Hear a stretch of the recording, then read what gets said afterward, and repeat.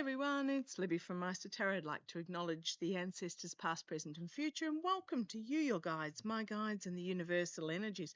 Oakley dokley. Yeah, just doing my deck refresh, and I have moved, being chased around the backyard here by the sun, moving overhead on the northern side there. Oh, gosh. And who have I got here as I split the deck? Because I'm asking about the Monroe Doctrine. We have the devil and we have the wannabe emperor. Pretty much sums it up. Do I need to go any further? Okay, what is the Monroe Doctrine? It was mentioned in the foreign policy report that was released and I read on the other day in regards to Europe. And okay, so entertainment only. And basically what the Monroe Doctrine is, it was brought about by President James Monroe. And if you can't remember President James Monroe, we're talking 1823, so 202 years ago, just after not the Civil War, it was the Revolutionary War. Was it the Revolutionary War all the way back then? Anyhow, my US mythology is a little bit off. But yes, in 1823, President James Monroe signed a doctrine that was developed by Secretary of State Quincy Adams. I was going to say Quincy Jones, but that's the actor, I believe, Quincy Adams. And it's called the Monroe Doctrine. And what it is, it basically the wording of it is that, now this was because of the overthrow of the British, or the attempted overthrow of the British as we're going through that time. It was after the overthrow of the British. Yeah, let me get my history straight in my mind. Sorry, I didn't even look this up. Okay, so basically what the Monroe Doctrine is that it was a formally developed document that basically says that there is not to be any future colonization of any of the Americas by anybody that is not in the Americas, if that makes sense. Basically saying that Europe is not allowed to colonize any of the South American countries. Pretty sure that Canada's part of the Commonwealth, but we'll just excuse that for the moment. And any attempt at colonization of any of the Americas, ergo basically anything in South America, would be considered a threat by the United States. Now, I do have something here that I just want to have a quick little look at. So basically, the document was created in 1823, and it's one of the central pillars of the felon's national security strategy. He's come down and basically said it's our job to protect South America, our homeland, and all the key geographies throughout the region. He's called it the Trump Coloroi, of course, because he's got to put his name on everything. And what it is, so this doctrine, if I'm reading through, excuse me if I look glazed, I've got it on different different screen. Yeah, the skin being is getting a little bit sleepy. Okay, so it has been, a portion of speech would not be formalised until the late 1800s, by which time the US had established itself as a world power capable of exerting its influence through military might.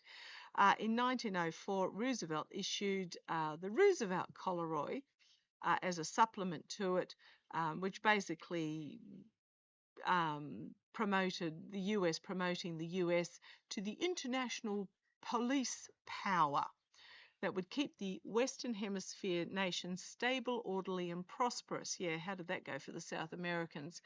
So that was Roosevelt. And he basically ended Latin American interventions through his good neighbour policy of 1934. Okay, during the Cold War saw a re-emergence though. So I think what happened is in 1934, so it was brought in 1904 by Roosevelt, but then also canned again in 1934, right in the middle of the Depression, which is understandable because the US didn't have any spare money. However, in 1954, we had the covert support from the CIA to overturn some of the that led to coups in Guatemala, and support for the likes of Pinochet in Chile. 1962, Kennedy directly cited them as a means to isolate Cuba in regards to the Cuban Missile Crisis. CIA Director Robert Gates, with the US funds from secret arms sales to Iran, was guerrilla training soldiers to overthrow the government in Nicaragua.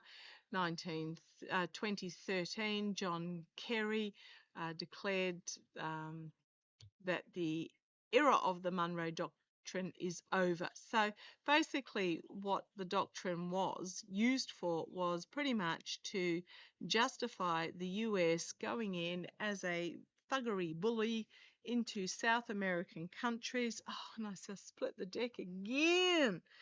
The devil and the lunacy, but also the secrets are just out there on full display, and they're not secrets anymore.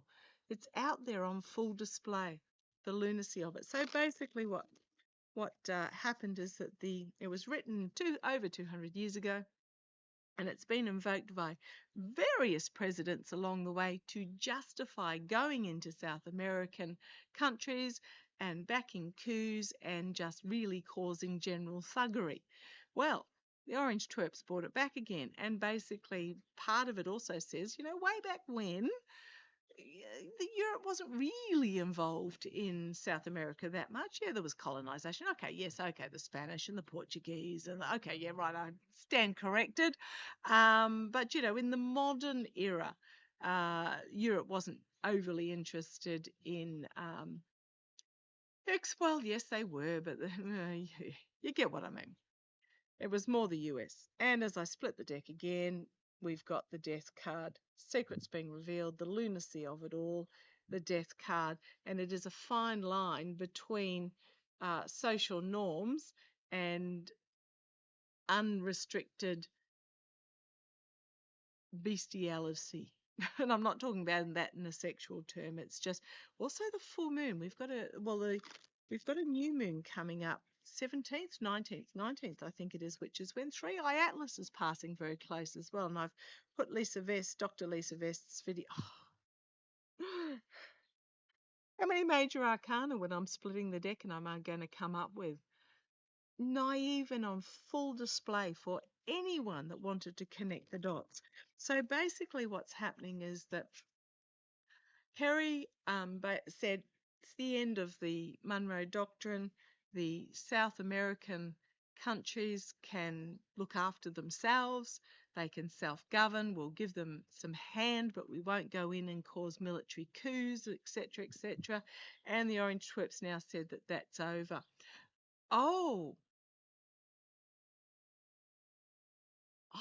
okay, that's interesting. I was answering a person on the emails about it, and I said, oh, well, corporations aren't countries, so the corporations can go in and colonize. And I was thinking of Africa, but no, this is about a coup in Venezuela. And sometimes I'm a bit slow connecting the dots.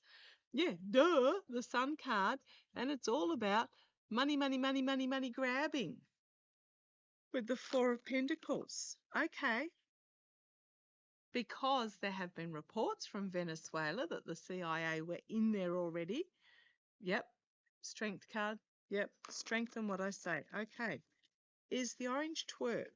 And it's not the Orange Twerp. We know that. It's the likes of Miller and Besant and Vaught and all those Holman, all those ghastly behind the scenes people. They're the ones that wrote it.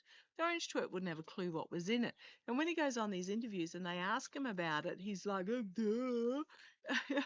And he just waffles off on something. Oh, because he has no clue what's in them.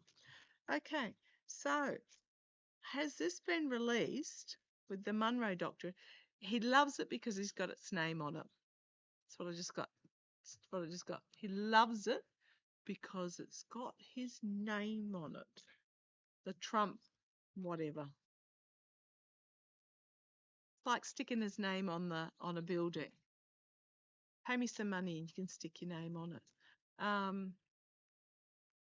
Boy, he lost a lot in crypto and digital, he did. Okay, Bitcoin.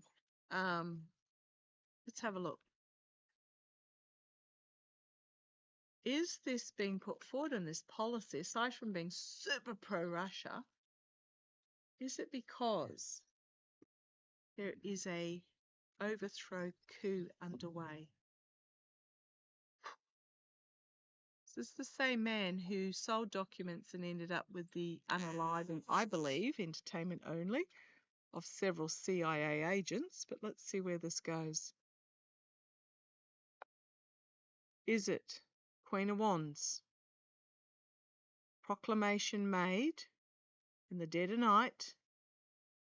She's the queen with her knees apart. I hate that terminology, but it was about prostituting oneself. But you've got the all-seeing cat down here who sees it for what it is. Challenging this is the King of Cups. He's more powerful than the Queen. Now it was my Biden card. Biden working behind the scenes, Biden reminding the military of their oath before he left office.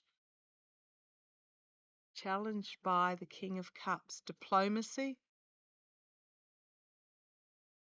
Negotiations. Let's see where this goes. Is this being bought because there's an attempted coup? I think yes, with that Ten of Wands. The energy that they're stewing in at the moment, yes, but it's not coming together. For whatever reason, they're finding it difficult to get it to the finish line. Possibly, I mean, remember Maduro outed the CIA agents that his own intelligence, the Venezuelan intelligence, uncovered. They also outed the USS Grassley, a false flag attempt on the USS Grassley, who then quickly upsticked and left the port of Trinidad and Tobago. In the past, the Star. This used to be the best of the United States, but it's in the past.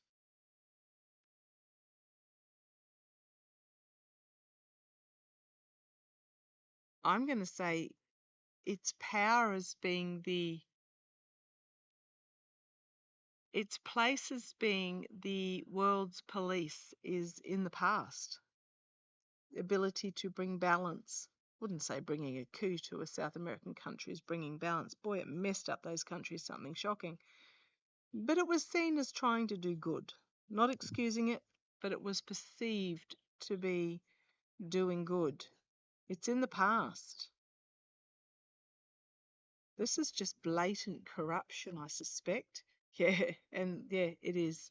With the Nine of Pentacles, it is blatant corruption on behalf of the oligarchs. Yep. The immediate future, we've got the contracts and agreements, verbal contracts and agreements. This could also be, so is bringing forth this doctrine as part of the foreign policy in regards to a coup. I mean, if you're going to talk about covert swapping of information, this would be your card, the Two of Cups. Again, sun's coming around at me already. Goodness me, that sun moves quick. The Queen of Cups externally, trying to keep a lid on the real reason. Internally, Tower moment. Can't have a reading for the felon without the Tower. Everything is going to come crashing down. I think because foreign countries have already seen that this is like the CIA operatives working with their local informants, trying to keep a lid on this information. But the Tower card, it's so blatant. Even I, a card thrower in Australia, well, actually I'm in New Zealand at the moment, can see it. Right. Hopes and fears, the Seven of Pentacles, the inability to bring this to fruition, looking at other options, the outcome, judgment, collective awakening, big wake-up call, the Hanged Man being stopped, and the Ten of Cups, the voter finding out, or this is more about the ending of the happy families potentially, and the Ace of Wands, the big stick card. The big stick, those in the orbit with the Three of Cups, finding themselves smoke and mirrors, illusion, delusion, but literally poor choices that are going to end up in a nightmare for them. And the Ten of Swords. Nine of Swords, Ten of Swords, and on the back foot trying to defend. Absolutely, because everything is going to be exposed with that Sun card. There's going to be unexpected information with the Page of Cups, come from an overseas source, about gifts, naive gifts in the past, Two of Swords, and then we've got the loss. On the bottom, we've got the government, the lies, deceit, betrayal, lunacy, craziness. Think they've got all their cups lined up in a row, or the regime, I should say. But then the Eight of Swords, inability to bring it off, trying to spin what was happening overseas with that Two of Pentacles, but it's the ending of this oligarchical attempt to take over. The Four of Swords, the Fool, the Strength card, the strength and the truth that's going to come out. And we know it's all to do with money, with that Four of Pentacles. Yeah. Yep. It's because there is, I would say, currently underway trying to bring about an overthrow of the Venezuelan government by the US. Now, I don't know why this Monroe Doctrine can then be implemented, because I don't... Oh!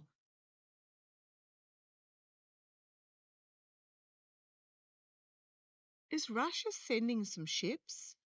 Now, I thought they were buddies, but maybe they're not buddies anymore. Because it's not just Europe, it's anywhere not within the Americas.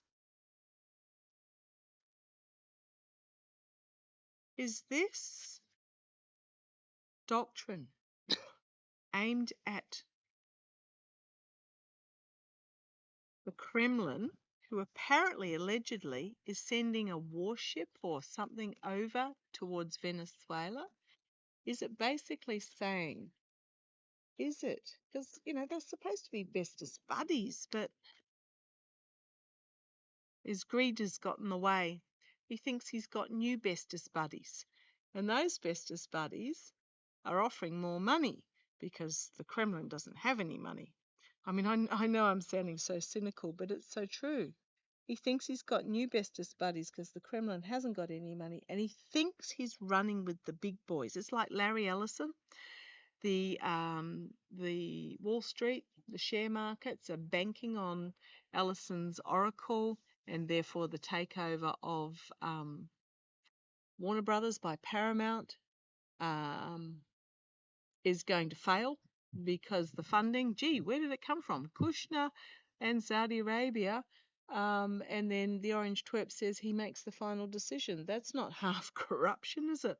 But the stock markets, Ellison thinks he's running with the big boys like Google, and his oracle thinks he's running with the likes of Google and Meta, etc. But he's not.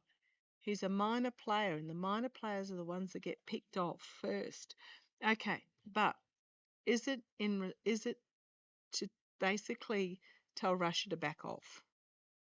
I'll just do 3 cards. Knight of Pentacles, the Death card, 4 of Swords. So the Doctrine, something as significant is going to come to an end that's going to take down the wannabe Emperor, and the 4 of Swords. I would suspect that is probably a yes, and the Fool. Foolishness, release of documents, money trails. Then we've got the infighting, 2 of Swords. It will be an absolute crossroads moment for the whole of the country and the whole of the world. Crossroads moment for the world, as the illusion of wealth and power through contracts and agreements, and the prostitution is shown to be reduced. But this can also be documents that are seen and nightmare situation. Yeah, I think it is, because it's almost like hands off, it's mine. I mean, I don't. Oh, okay, right, right. I'm getting. Oh gosh, I really should learn just to channel more rather than throw cards. What I'm getting is that the foreign policy report that includes the Monroe Doctrine. Trump, trust me, he's in full. Oh, and then I did drop one on the ground. He's in full-blown dementia mode. We saw the shiny bauble, grabbed it, threw it round his neck, and then they brought out the YMCA dancers, and he was as happy as Larry Ellison, happy as Larry. I'm getting that they put his name on the doctrine, the Trump doctrine. And for him, it was very much like the shiny bauble in the box. He loved the idea because his name was on it. Full in, not knowing a clue about what it was.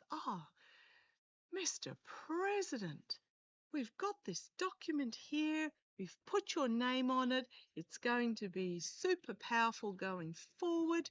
It's going to be glorious and magnificent. You're going to make pots of money out of it, blah, blah, blah, blah, blah. And he was happy. Those that wrote it do not care if Russia releases information on the felon, because they actually are gearing up for him to be gone. And it would actually be really helpful if the felon was gone, because then they could put Shady in, because Shady's the one they want. The felon didn't want Shady. He wanted Lara as his VP. Keep it in the family. Might as well keep a dynasty in the family. He wanted Lara, and Shady was pushed on him. So what I'm getting is those that are behind the writing of the report and the inclusion of the Monroe Doctrine, now called the Trump collar oil or whatever it is, they don't care if Russia releases information. In fact, they would probably welcome it to help them get rid of him. They're not ready quite, but they're close enough that, and they see that it's sort of the risk of having him there is more than not being quite ready, if that makes sense. And they don't want, they want a underhanded coup. They do not want a full-out war with Russia, and they don't want the Russians there. That's what I'm getting. This is unbelievable. To quote Hogarth, who would believe these times we are living in? Who would ever have believed that we would be reading on this sort of stuff? Nope. However, take heart. the worse that it gets in this sort of vein, the closer we are to the ending, the closer we are to the unraveling. And I'm holding my mum's two crystals while I'm doing this, and I've actually got them point to point. We the more that is happening exposes the higher degree of desperation, and the closer we are to this ending. Now, the future is not going to be what the past was like. It's like pre-World War II versus post-World War II.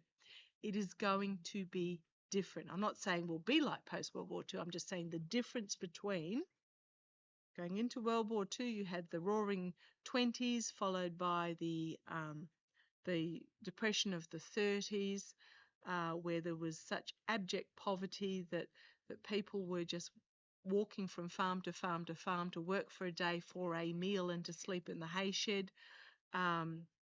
Such horrific, abject poverty. And and then the post-World War II prosperity and recovering. I know countries like the UK and France, etc., took a lot longer to recover, but I'm talking about in terms of the US. And the US then came out of World War II as this superpower. So we're going in and coming out different. So just know that different will be different. Won't be bad. It'll just be different. And now is the time to decide how you want that different to look.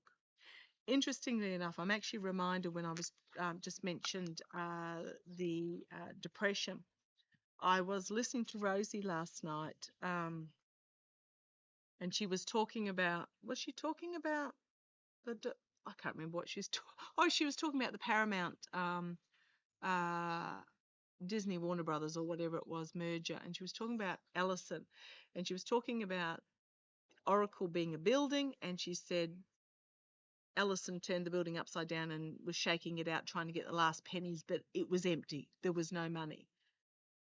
I actually, before she went to that turning upside down and shaking it out, I actually had this vision of Ellison in his 80s. Now, this is probably just metaphoric, but throwing himself off the top of the building. And then she said, and he turned the building upside down and shook it out. But when she was talking about the building being Oracle and Ellison, seeing Ellison, I just went, he jumps off that building. So I don't know if it's going to be true or whether it's going to be metaphorical. We shall find out.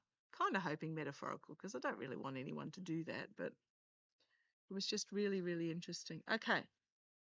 It is the times that we live in. Know that this greed, this parasitic class, I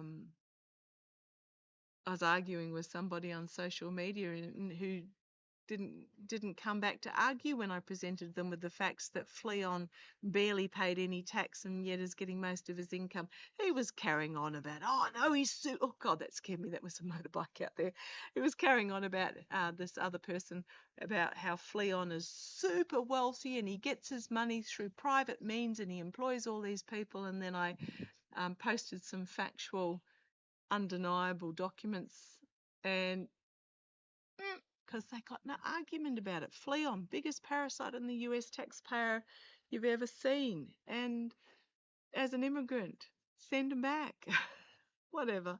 Anyhow, I'm going to leave it there. Love to you all. Take care. Bye-bye.